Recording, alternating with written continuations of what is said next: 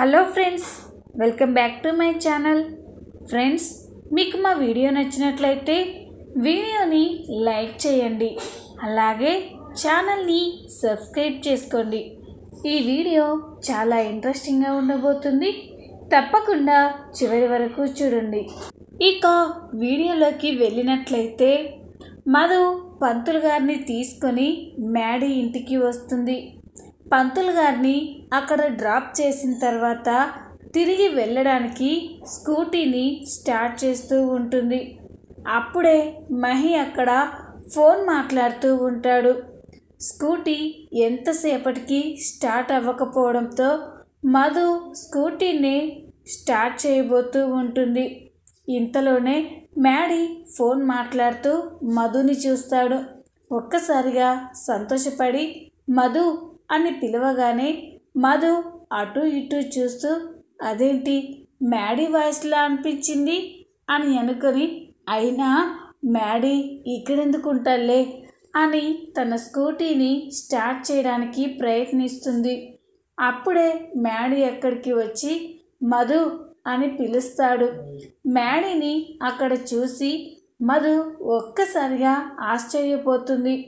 ఇక వెంటనే మ్యాడీ, నువ్వేంటి ఇక్కడున్నావు అని అడగగానే, మా ఇంట్లో నేనుండకుంటే నువ్వుంటావా అని అంటాడు. మీ ఇల్లా? ఇది మీ ఇల్లా అని అంటే, అవును ఇదే మా ఇల్లు, అయినా నువ్వేంటి మధు ఇక్కడ అని అడుగుతాడు. అదా, ఇప్పుడు మీ ఇంట్లో పూజ చేయడానికి పంతులు గారు వచ్చారు కదా, ఆ పంతులు గారి మా ఊరే, సమయానికి ఇక్కడికి రావడానికి వీలు లేకపోతే నేనే పంతులు గారిని డ్రాప్ చేయడానికి వచ్చాను అని చెప్పగానే ఇక మహి, అదేంటి నువ్వేమైనా మదర్ తెరిసాని ఇన్స్పిరేషన్గా తీసుకున్నావా అని అంటాడు.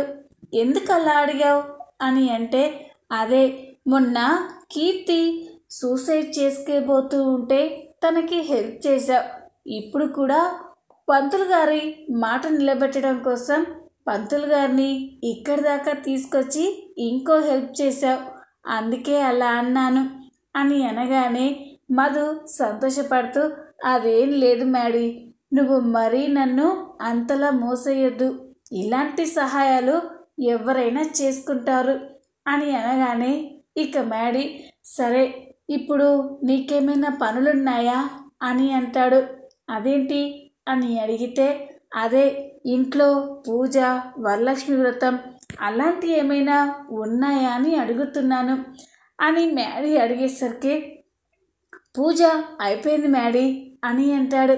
అలాగా, అయితే మా ఇంట్లో జరిగే పూజ చూడడానికి రామదు, అక్కడికి వచ్చి అమ్మవారి ఆశీస్సులు తీసుకొని వెళ్దు, కానీ ఎలాగో ఇంత దూరం వచ్చావు కదా అని అంటాడు. ఇక మధు ఇబ్బంది పడుతూ, అది కాదు మ్యాడీ, పిలవకుండా ఎలా రావాలి అని అంటే, పిలవడం అంటే ఏంటి, అయితే ఇక్కడే ఉండు, నేను వెళ్ళి బొట్టు తీసుకుని వచ్చి నీకు బొట్టు పెట్టి ఇన్వైట్ చేస్తాను, అప్పుడైనా వద్దువు కానీ అని అనగానే, అది కాదు మ్యాడీ అని అంటాడు. లేకపోతే ఏంటి మధు, ఇంత దూరం వచ్చావు కదా, మా ఇంట్లో జరిగే వ్రతాన్ని చూసి వెళ్ళువు, అలాగే మా ఇల్లు కూడా చూసినట్లుంటుంది కదా అని మ్యాడీ అనగానే మధు, సరే నువ్వు ఇంతలా అడుగుతూ ఉంటే కాదంటానా అని ఇద్దరు నవ్వుకుంటూ ఇంట్లోకి వెళ్తూ ఉంటారు. మరో పక్క లోహిత శ్రేయతో మాట్లాడుతూ, ఏంటి శ్రేయ, మన ఫ్రెండ్స్ అందరినీ ఇన్వైట్ చేసావా అని అంటే, అందరినీ ఇన్వైట్ చేశాను లోహి, కానీ అలేఖ్య మిస్ అయిపోయింది అని అంటుంది. అయితే మరి మన శత్రువుని ఇన్వైట్ చేసావా అని మధు గురించి అడగగానే, ఏంటి ఆ మధునా, చచ్చినా పిలవలేదు అని అంటూ ఉంటే, ఇంతలోనే మ్యాడీ మధుతో మాట్లాడుతూ ఇంట్లోకి తీసుకొస్తూ ఉంటాడు.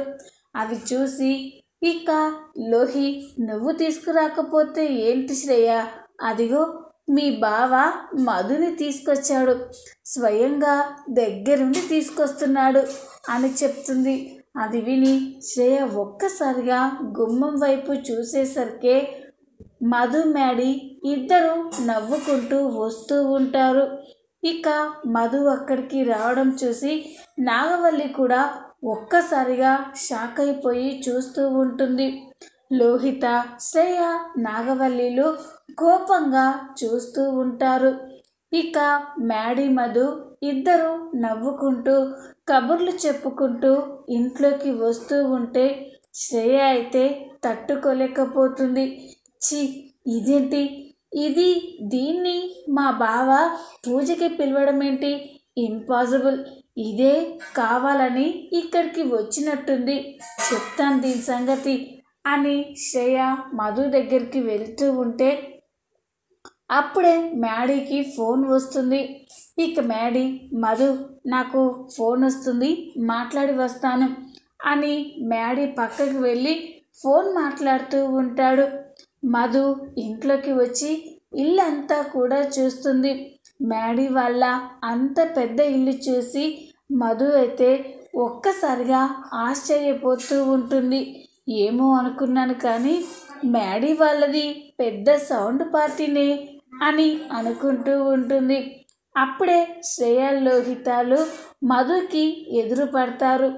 వాళ్ళని చూసి మధు ఒక్కసారిగా సంతోషపడుతూ లోహి, శ్రేయ హాయ్, ఎలా ఉన్నారు అని పలకరిస్తుంది. మధు అలా అడిగేసరికి శ్రేయకి, లోహితకి చాలా కోపం వస్తూ ఉంటుంది. ఏంటి అలా చూస్తున్నారు అని అడగగానే ఇక శ్రేయ, ఏయ్ నువ్వేంటే, నువ్వు మా ఇంటికి రావడం ఏంటి అని అడగగానే అదా అని మధు చెప్తుంది. ఇక లోహిత, ఏముంది శ్రేయ, మీ బావ వెంట ఈ మధ్య బాగా తిరుగుతుంది కదా, అందుకే ఏ వంక దొరుకుతుందా అని చూసింది. ఈరోజు మీ ఇంట్లో పూజ జరుగుతుందని తెలిసుంటుంది, అందుకే ఇక్కడికి పిలవకుండా వచ్చింది. అయినా పిలవకుండా రావడానికి కాస్తైనా జ్ఞానం ఉండక్కర్లేదా అని లోహిత అంటూ ఉంటే లోహి, మైండ్ యువర్ టంగ్, అయినా నీ కంటికి నేను ఎలా కనిపిస్తున్నాను? పిలవకుండానే ఈ వ్రతానికి వచ్చాను అనుకుంటున్నావా అని మధు నిలదీస్తూ ఉంటుంది. ఇదంతా కూడా నాగవల్లి చూసి, ఇదేంటి, నా శత్రువు నా ఇంట్లో జరిగే పూజకి రావడం ఏంటి? అయినా ఈ మ్యాడీ ఏం చేస్తున్నాడో అస్సలు అర్థం కావట్లేదు. ఆ చిన్ని చిన్ని అని దాని జపమే చేస్తున్నాడు. అది చాలదన్నట్టు కొత్తగా ఈ మధుతో ఫ్రెండ్షిప్ చేస్తున్నాడు. చూస్తుంటే శ్రేయ కంటే మధుతోనే ఎక్కువ క్లోజ్గా మూవ్ అవుతున్నట్లు అనిపిస్తుంది అని నాగవల్లి కోపంగా చూస్తూ ఉంటుంది. ఇక శ్రేయ, ఏయ్ మర్యాదగా ఇక్కడి నుంచి వెళ్ళిపో, లేకపోతే మెడ పట్టుకొని గెంటేస్తాను, పిలవని పూజకి రావడానికి సిగ్గు లేదా అని అంటుంది. అప్పుడే మ్యాడీ ఎక్కడికి వచ్చి షటాప్ శ్రేయ అని గట్టిగా అరుస్తాడు. అది విని శ్రేయ, లోహిత, నాగవల్లి, వసంతాలు షాక్ అయిపోయి చూస్తూ ఉంటారు. ఏంటి శ్రేయ, ఇంటికొచ్చిన గెస్ట్లతో ఇలాగైనా మాట్లాడేది అని అనగానే ఎవరు బావా ఇక్కడ గెస్ట్లు? అయినా మన స్థాయి ఏంటి, దాని స్థాయి ఏంటి? అది మన ఇంట్లో జరిగే పూజకి రావడం ఏంటి? నాన్ సెన్స్ అని అనగానే శ్రేయ, ఇంకొక మాట మధు గురించి, తన వ్యక్తిత్వం గురించి తప్పుగా మాట్లాడితే నేనేం చేస్తానో నాకే తెలీదు. ఏంటి, అయినా మధు స్థాయికి నీ స్థాయికి అలా పొంతన పెట్టి చూస్తావేంటి? స్థాయి అనేది మనిషి ప్రవర్తనలో, మంచి మనసులో, సాయం చేసే గుణంలో ఉంటుంది. అంతేకాని లగ్జరీ లైఫ్లో, బంగ్లాల్లో ఉండదు అని అనగానే ఇక లోహి, శ్రేయ చూస్తూ ఉంటారు. లోహి, అది కాదు మ్యాడీ అని అంటూ ఉంటే సారీ లోహి, చూడండి మధు తను ఎన్ని కష్టాల్లో ఉన్నా ఎదుటి వారికి సాయం చేయాలని చూస్తుంది. తను బాధపడ్డా ఎదుటివారి మొహంలో సంతోషాన్ని చూడాలనుకుంటుంది. అలాంటి మధు ఎక్కడ, ఎదుటివారు ఎంత కష్టపడినా మా సంతోషం, మా హ్యాపీనెస్ మాకే ముఖ్యం అనుకునే మీరెక్కడ? తనకి మీకు అస్సలు పొంతనలేదు. అయినా మధు లాంటి మంచి మనసున్న మనిషి మన ఇంటికి పూజకొచ్చింది అంటే అది ఎంతో అదృష్టం ఉండాలి అని మ్యాడీ మధు గురించి చాలా గొప్పగా చెప్తూ ఉంటే శ్రేయ, లోహిత, నాగవల్లిలు చాలా కోపంగా చూస్తూ ఉంటారు. ఇక నాగవల్లి, లేదు, ఇప్పుడు నేను కూడా మ్యాడీతో గొడవ పడితే ఇప్పుడు ఈ పూజ ఆగిపోతుంది. ఇలాంటి డిస్టర్బెన్స్ అవసరం లేదు. అందుకే నేను ఆ మధు విషయంలో సైలెంట్గా ఉండాలి అని అనుకుంటూ ఉంటుంది. ఇక మ్యాడీ శ్రేయకి వార్నింగ్ ఇస్తూ, చూడు శ్రేయ, మధు ఏమీ పిలవకుండా ఇక్కడికి రాలేదు. నేనే తనని స్వయంగా ఇన్వైట్ చేశాను. అందుకే తను నా తరపున వచ్చిన గెస్ట్. తనని అవమానించాలని చూస్తే మాత్రం నేను ఊరుకోను అని మ్యాడీ చెప్పగానే లోహిత, శ్రేయ ఒక్కసారిగా షాక్ అయిపోతారు. అప్పుడే నాగవల్లి ఎక్కడికి వచ్చి ఏమీ తెలియనట్టు, ఏంటి మ్యాడీ, ఏంటి శ్రేయ, ఇంకా ఇక్కడ డిస్కషన్ ఏంటి? అక్కడ పంతులు గారు పూజకి టైం అవుతుంది అంటున్నారు అని అంటూ ఉంటే అప్పుడే మధు నాగవల్లిని చూస్తుంది. ఇదేంటి, ఈవిడ ఆ రోజు గుళ్ళో మా అమ్మని అవమానించిన మనిషి కదా, తను ఇక్కడుందేంటి? దీన్ని చూస్తుంటేనే నా ఒళ్ళంతా మండిపోతుంది అని మధు నాగవల్లి వైపు కోపంగా చూస్తూ ఉంటుంది. అప్పుడే మ్యాడీ నాగవల్లిని మధుని నాగవల్లికి పరిచయం చేయాలని చూస్తాడు. ఇక నాగవల్లితో, మమ్మీ, నేను చెప్పాను కదా నా ఫ్రెండ్ అని, తనే మధు అని చెప్పగానే ఇక మధుతో కూడా, మధు, తను మా అమ్మ నాగవల్లి అని అనగానే ఇక మధు షాక్ అయిపోతుంది. ఇదేంటి, ఈ పొగరుబోతు మ్యాడీ వాళ్ళ మదరా? మ్యాడీకి ఈవిడకి అస్సలు పొంతనే లేదు. మ్యాడీ ఎవరితో అయినా కలుపుకపోతాడు, కానీ ఈవిడ మాత్రం చాలా పొగరుబోతు. అయినా మ్యాడీకి అమ్మగారు కాబట్టి తనకి రెస్పెక్ట్ ఇవ్వాలి అని అనుకొని, నమస్కారం అండి అని మధు నాగవల్లికి నమస్కారం చేస్తుంది. నాగవల్లి కోపంగా ఉంటూనే పైకి మాత్రం నవ్వుతూ, నమస్కారం, రామ్మ, పూజకి టైం అవుతుంది అని మధుని, శ్రేయని, లోహితని అందరినీ అక్కడి నుంచి తీసుకెళ్ళిపోతుంది. అందరూ అక్కడ కూర్చొని ఉండగా పంతులు గారు పూజని మొదలు పెడతారు. పంతులు గారు పూజని మొదలు పెడుతూ, నాగవల్లి, పంతులు గారు, పూజకి అన్నీ వచ్చాయి కదా, ఇంకేమైనా కావాలా అని అడుగుతుంది. పంతులు గారు అన్నీ చూసి, అన్నీ వచ్చాయమ్మా, కానీ పూజకి ఇంకో కొన్ని విడి పూలు కావాలి, అవి తెప్పించారా అని అనగానే, తెప్పించాం పంతులు గారు. అమ్మా శ్రేయ, లోపల గదిలో విడిపూలు ఉన్నాయి, అవి తీసుకురమ్మా అని చెప్తుంది. అప్పుడు శ్రేయ, లేదమ్మా, నేను వెళ్ళలేను, నా వల్ల కాదు, ఈ లంగా ఓని వేసుకొని నడవాలంటే నాతో నైతలేదమ్మా, వెళ్ళి నువ్వే తెచ్చుకో అని అనగానే, అది కాదే, ఉదయం నుండి ఈ వ్రతానికి అటు ఇటు తిరగడం వల్ల నాకు కాళ్ళు బాగా నొప్పులుగా ఉన్నాయి, కాస్త వెళ్ళి తేపమ్మా అని శ్రేయాన్ని బ్రతిమలాడుతూ ఉంటుంది. అది చూసిన మధు, అయ్యో, మీరు ఇబ్బంది పడకండి, పాపం శ్రేయాన్ని కూడా ఇబ్బంది పెట్టకండి, ఆ పువ్వులు నేను తీసుకొస్తాను అని మధు లేచి వెళ్ళి ఆ పువ్వులు తీసుకురావడానికి గదిలోకి వెళ్తుంది. అది చూసి నాగవల్లి, శ్రేయ, లోహితాలు కోపంగా చూస్తూ ఉంటారు.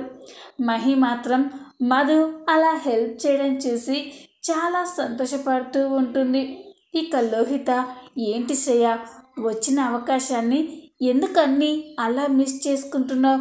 ఇప్పుడు చూడు, మీ అత్తయ్య దృష్టిలో, మీ బావ దృష్టిలో ఆ మధు మంచి మనిషిలా, మంచి అమ్మాయిలా కనిపిస్తుంది, నువ్వే అన్నీ వదిలేసుకుంటున్నావు అని అనగానే ఇక శ్రేయ, నాకేం తెలుసు లోహి, ఈ మధు అన్నిట్లలో వేలు పెడుతుందని అని అనుకుంటూ ఉంటుంది. మధు పూలు తీసుకురావడానికి గదిలోకి వెళ్తుంది. అలా గదిలోకి వెళ్ళి పూల కోసం వెతుకుతూ ఉంటుంది. చాలాసేపటి వరకు మధు రాకపోయేసరికి పంతులు గారు ఇంకా పూలు తీసుకురమ్మా అని పిలుస్తూ ఉంటాడు. అప్పుడు మ్యాడీ ఇదేంటి మధుకి దొరుకుతున్నాయో లేదో అని మ్యాడీ మధుకి ఎదురుగా వెళ్తూ ఉంటాడు. అప్పుడే మధు పూల బుట్ట తీసుకొని వస్తూ ఉంటుంది. అలా వస్తూ ఉంటే ఎదురుగా వస్తున్న మ్యాడీకి ఒక్కసారిగా డాష్ ఇస్తుంది. దాంతో చేతిలో ఉన్న పూల బుట్ట పైకి ఎగిరి పూలన్నీ కూడా చెల్లాచెదురు అయిపోతూ ఉంటాయి. మధు ఒక్కసారిగా మ్యాడీకి డాష్ ఇచ్చేసి కింద పడిపోతారు. ఆ పూలన్నీ కూడా మధు మ్యాడీపై పడుతూ ఉంటాయి. ఇక అది చూసి మధు మ్యాడీ వైపే చూస్తూ ఉంటే మ్యాడీ కూడా మధు వైపే చూస్తూ ఉంటాడు. ఇదంతా చూసి శ్రేయకి, లోహితకి, నాగవల్లికి చాలా కోపం వస్తూ ఉంటుంది. అలా పూలు వాళ్ళపై పడుతూ ఉంటే శ్రేయ అయితే తట్టుకోలేకుండా రగిలిపోతూ ఉంటుంది. ఇక అప్పుడే వెంటనే తేరుకొని అయ్యో పూలు కింద పడిపోయాయి మ్యాడీ, గదిలో ఇంకో బుట్ట ఉంది తీసుకొని వస్తాను అని చెప్పి ఇక మధు మళ్ళీ ఆ పూల బుట్టని తీసుకొచ్చి పంతులు గారికి ఇస్తుంది. పంతులు గారు అన్నీ మధుతో చెప్తూ ఉంటే మధు పూజకి కావలసిన ఏర్పాట్లు వస్తువులన్నీ కూడా చకచక తీసుకొచ్చి ఇస్తూ ఉంటుంది. ఇదంతా చూసి నాగవల్లి చాలా కోపంగా చూస్తూ ఉంటుంది. ఇదేంటి ఈ పిల్ల ఈ ఇంటి మనిషిలా కలిసిపోయి అన్ని పనులు అలా చేస్తుందేంటి అని అనుకుంటూ ఉంటే ఇక శ్రేయ కూడా నేనేమో బయట దాన్నైపోయాను, ఇప్పుడొచ్చిన ఆ మధు ఏమో ఇంటి మనిషిలా అన్ని దగ్గరుండి చూసుకుంటుంది, ఏంటో నాకు ఈ కర్మ అని అనుకుంటూ ఉంటుంది. పూజ అంతా కూడా చాలా బాగా జరుగుతుంది. పూజ పూర్తయిపోయిన తర్వాత ఇక అందరూ కూడా పంతులు గారి దగ్గర ఆశీస్సులు తీసుకుంటూ ఉంటారు. అప్పుడే నాగవల్లి మ్యాడీ నువ్వు కూడా పంతులు గారి దగ్గర ఆశీర్వాదం తీసుకో అని అనగానే అలాగే మమ్మీ అని మ్యాడీ పంతులు గారి దగ్గరికి వస్తూ ఉంటాడు. అప్పుడే మధు కూడా అయ్యో నేను ఉదయం నుండి పంతులు గారి దగ్గర ఆశీస్సులు తీసుకోలేదు కదా, అయితే ఏంటి ఇప్పుడు తీసుకుంటాను అని మధు మ్యాడీ ఇద్దరు ఒకేసారి పంతులు గారి కాళ్ళకి నమస్కారం చేసుకుంటూ ఉంటారు. అప్పుడే ఇక పంతులు గారు శీఘ్రమేవ కళ్యాణ ప్రాప్తిరస్తు అని ఇద్దరిని ఆశీర్వదిస్తాడు. అది చూసి శ్రేయ, నాగవల్లి, లోహిత, వసంతాలు ఒక్కసారిగా షాక్ అయిపోతారు. ఇక వెంటనే శ్రేయ పూజారి గారు అని గట్టిగా అరుస్తుంది. ఏంటమ్మా ఏమైంది అని అనగానే మా బావకి దానికి పెళ్లి జరగాలని దీవిస్తున్నారేంటి అని అనగానే చూడమ్మా నేనేమీ దీవించలేదు, నా నోటితో ఆ దేవుడే అలా పలికించాడు. నిజంగా నేను వాళ్ళ ఇద్దరికి పెళ్ళి జరగాలని దీవించాను, కానీ ఒకరితో ఒకరికి కాదు.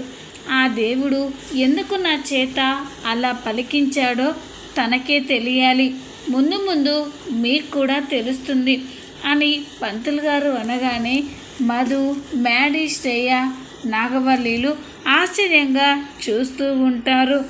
ఇక ఇదంతా చూసి నాగవల్లి ఇదేంటి ఇలా జరుగుతుంది, ఈ ఇంట్లో పూజ వల్ల మ్యాడీ, శ్రేయాలు దగ్గరవుతారు అనుకుంటే ఈ మధ్యలో మధు వచ్చింది అని అనుకుంటూ ఉంటుంది. చూద్దాం రాబోయే ఎపిసోడ్స్లో ఏం జరగబోతుందో. ఈ వీడియో కనుక మీకు నచ్చినట్లయితే లైక్ చేయండి, సబ్స్క్రైబ్ చేసుకోండి. Thanks for watching.